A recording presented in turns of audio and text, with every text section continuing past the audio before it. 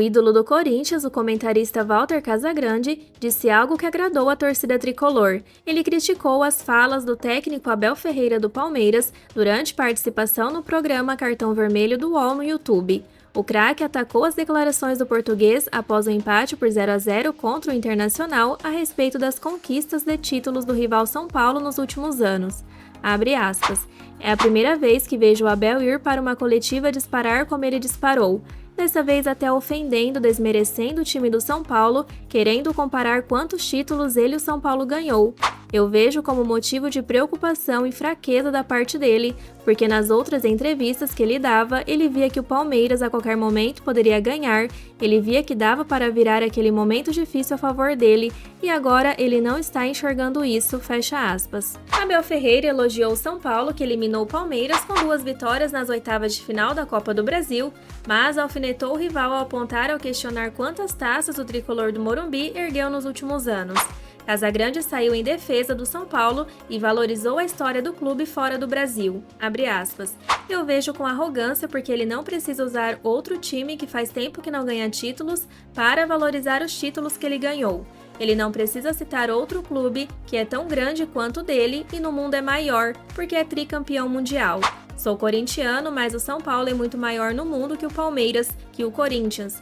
É muito maior que todo mundo, e usar esse período sem títulos do São Paulo nos últimos tempos para valorizar o que ele já ganhou era simplesmente falar o que ele já ganhou, não pegar um exemplo de outro time, fecha aspas.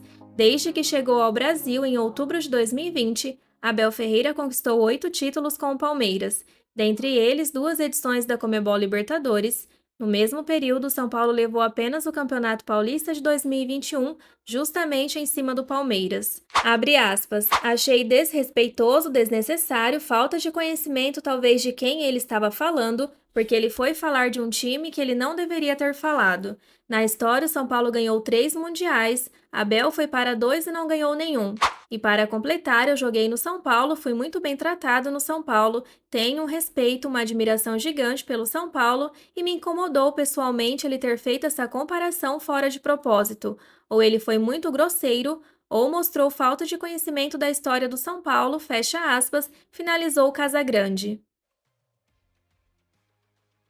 A janela de transferências fecha no dia 2 de agosto e, por conta disso, o São Paulo corre atrás de reforços. No entanto, as últimas semanas vêm sendo de pouca movimentação no mercado da bola pelo tricolor. Com Copa do Brasil, Sul-Americana e Brasileirão para disputar, o São Paulo pode ver o prazo de inscrições dos torneios se encerrar sem caras novas. Para Sul-Americano, São Paulo tem até o dia 29 de julho para fazer mudanças para as oitavas de final, quando terá pela frente o San Lorenzo da Argentina. Vale destacar que as oitavas de final do torneio começam a ser disputadas pouco depois do encerramento da janela brasileira no dia 2 de agosto. Assim, a Conmebol exige que os clubes entreguem suas listas finais com certa antecedência. Já na Copa do Brasil, se quiser ter jogadores novos no jogo de ida da semifinal contra o Corinthians, o São Paulo tem até a próxima terça-feira, dia 25, para publicar nomes no Boletim Informativo Diário, o BID da CBF. Somente com os nomes no sistema eles estarão liberados para jogar. No Brasileirão, a situação é mais tranquila, mas tem 2 datas diferentes para encerrar o período de inscrições. Vale lembrar que antes da primeira rodada do campeonato, os clubes precisaram enviar uma lista de no mínimo 35 jogadores inscritos para a CBF. O São Paulo inscreveu na primeira lista 36 nomes. Até o dia 25 de agosto, o tricolor pode inscrever mais 14 jogadores no Campeonato Brasileiro, totalizando 50 nomes na lista, que é o limite imposto pelo regulamento. Caso queira substituir algum integrante, o São Paulo terá até o dia 15 de setembro para trocar no máximo 8 atletas. Vale destacar que caso algum jogador atue por mais de 6 jogos pela Série A, ele não pode mais jogar a competição por outro clube. O São Paulo iniciou conversas para renovar com o zagueiro Beraldo e com o lateral esquerdo Wellington, como apurou Hernan para o UOL. O objetivo do tricolor é renovar com os atletas até o fim da janela de transferências, como explicou o colunista do UOL. Beraldo tem contrato até junho de 2026. O Wellington até dezembro de 2024. As joias de Cotia atraem o interesse do mercado europeu. Beraldo, 19 anos, está na mira de times ingleses. O Wellington, 22, chama a atenção de clubes da Alemanha e da Turquia. Beraldo e Wellington devem receber aumentos de salário e no valor da multa rescisória, além da extensão do vínculo com o tricolor. O São Paulo já faz um trabalho de antecipação visando a não ter nenhum tipo de problema.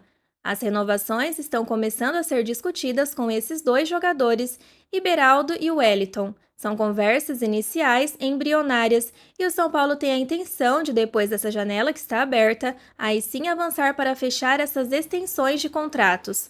Um é o Beraldo, zagueiro, um dos grandes destaques do São Paulo nesta temporada, jogador que inclusive volta a ficar à disposição do Dorival Júnior nesse fim de semana. E o outro é com o Wellington, que voltou no último fim de semana no clássico contra o Santos e foi muito bem avaliado enquanto esteve em campo, foi o que disse o jornalista André Hernan. São dois garotos formados em Cotias, duas joias, jogadores que têm muito mercado na Europa. O Wellington, inclusive, já esteve na mira de clubes turcos e também da Alemanha. E o Beraldo, agora que está figurando no time titular, tem chamado muito a atenção e é um jogador que desperta o interesse de clubes da Inglaterra. O São Paulo, de olho no assédio a esses jogadores, chamou os dois e já iniciou conversas para renovação de contrato. Aí você tem contrato renovado, aumento salarial e também aumento no valor da multa rescisória, para quando chegarem essas propostas, que serão inevitáveis no fim do ano ou na próxima janela do meio do ano que vem, quando serão dois jogadores ainda mais consolidados. O São Paulo já faz um trabalho de antecipação visando a não ter nenhum tipo de problema, principalmente com o Wellington, que tem contrato até o fim do ano que vem. O Beraldo já tem um contrato um pouco mais extenso, mas o São Paulo espera até o final desta janela de transferências conseguir renovar o contrato dos dois, continuou dizendo André Hernan, jornalista esportivo e São Paulino.